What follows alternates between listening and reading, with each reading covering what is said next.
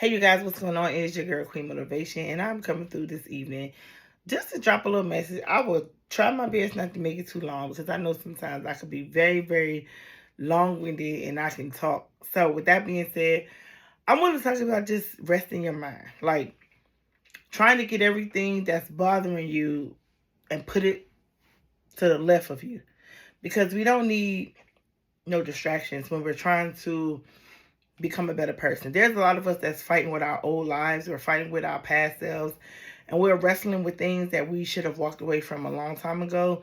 And it's causing us to be very troubled in our mindset. If you're dealing with a person, a place, or a thing that's troubling to your mindset, the best thing for you to do is release those things that trouble your mind. If that's a person, release that person if that person troubles your mind. A lot of us stay connected to people, places, and things that we have absolutely no business staying connected to. I'm speaking to myself because there are some people that I still need to learn how to disconnect from. And if I can't fully disconnect from them, then I have to learn how to be able to socialize with them.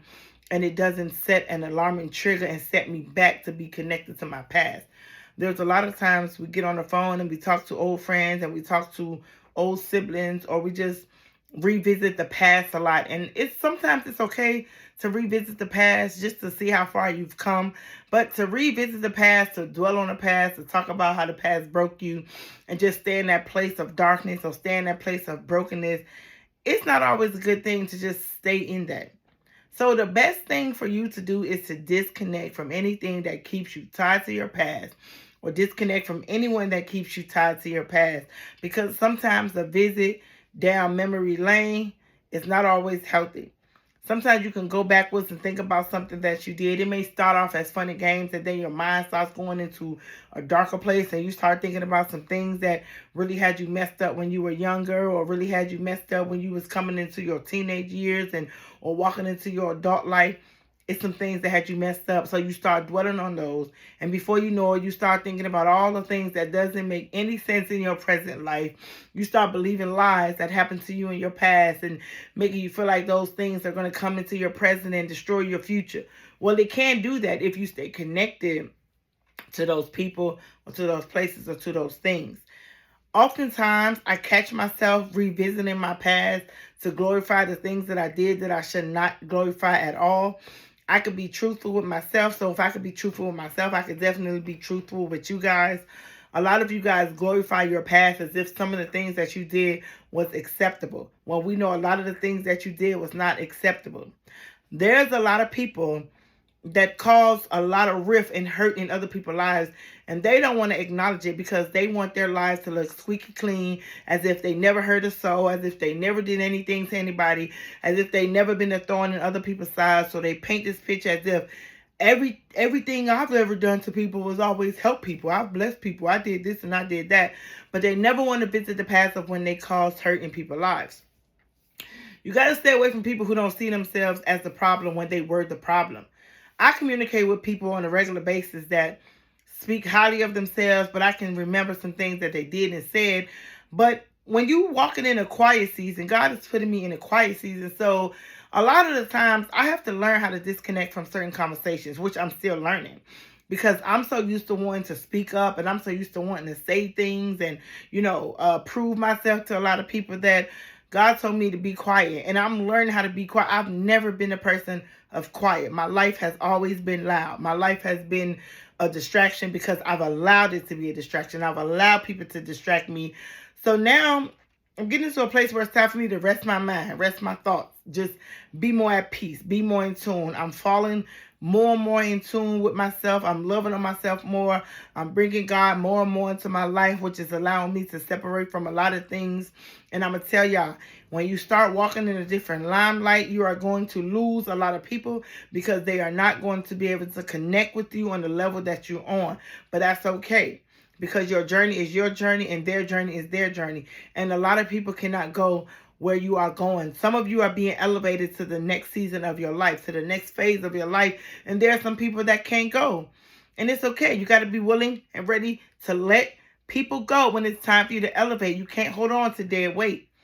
You can't jump into the ocean with weights on your feet and expect to swim to the top. You're going to sink. So a lot of those friendships are dead weight. A lot of those relationships are dead weight. A lot of those conversations you having are dead weight. Some of us are holding on to a lot of dead weight and it's causing us to sink.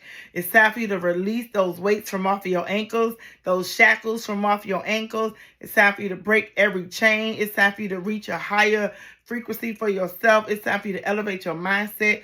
Think more on a positive level and stop worrying about the things that you cannot change. Stop trying to change people that's not willing to change. When a person does not see a problem within themselves, there's absolutely nothing you can do or say to make them see that they are the problem. So you have to release yourself from a lot of people who love to be in turmoil.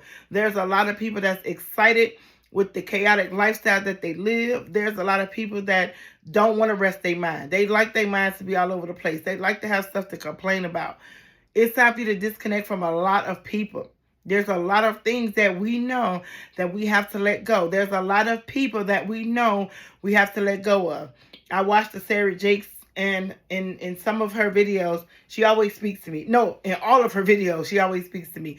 And she said that, we got to face our triggers head on.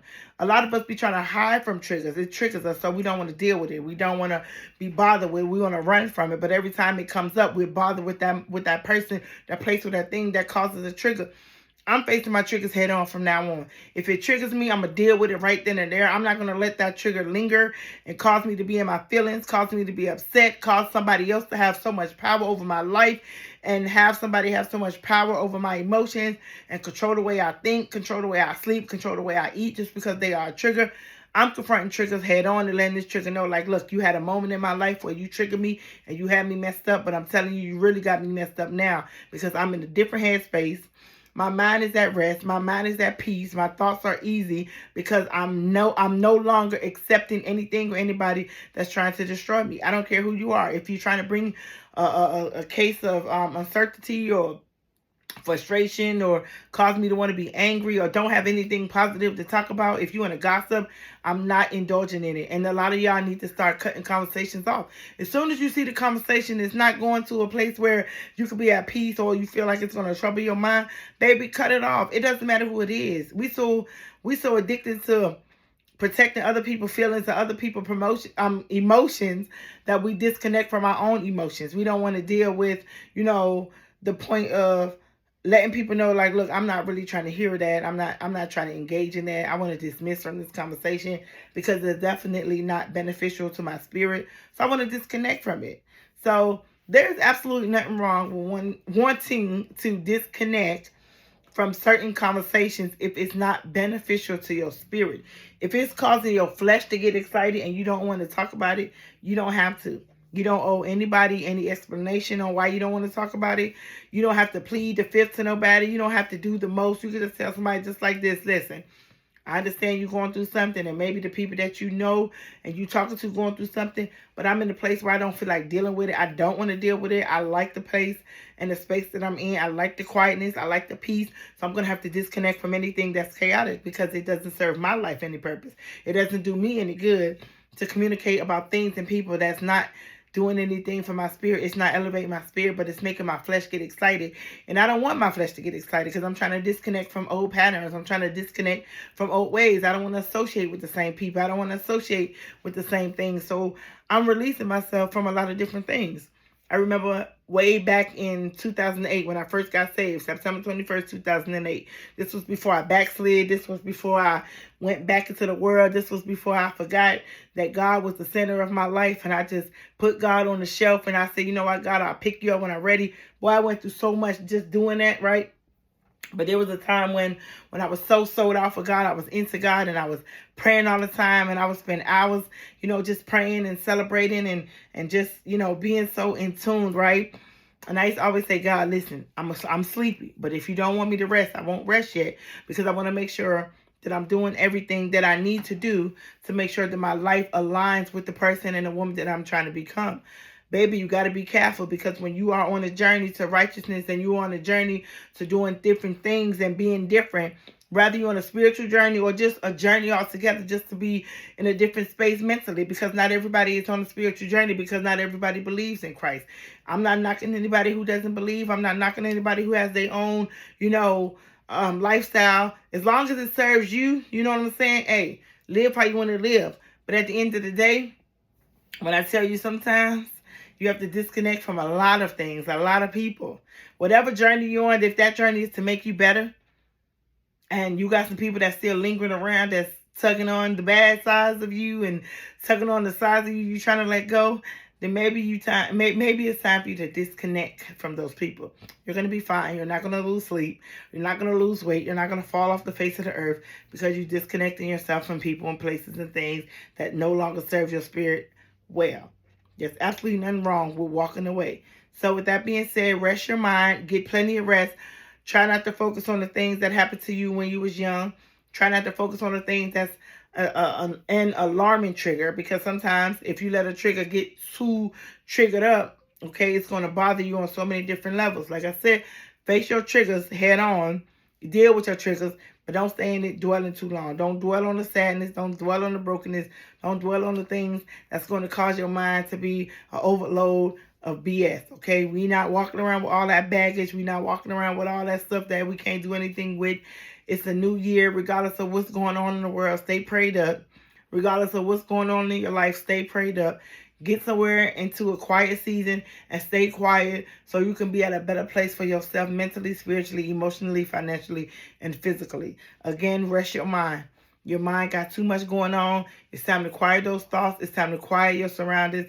It's time for you to put yourself first, put God first, put you first, and anything else that serves you no purpose, it means you know well, get rid of it. I don't care who it is. I don't care what it is. Disconnect, y'all. Don't forget, rest your mind is the topic of this video. Get rest, stay restful, and stay in God's words, and you'll see a difference in your life.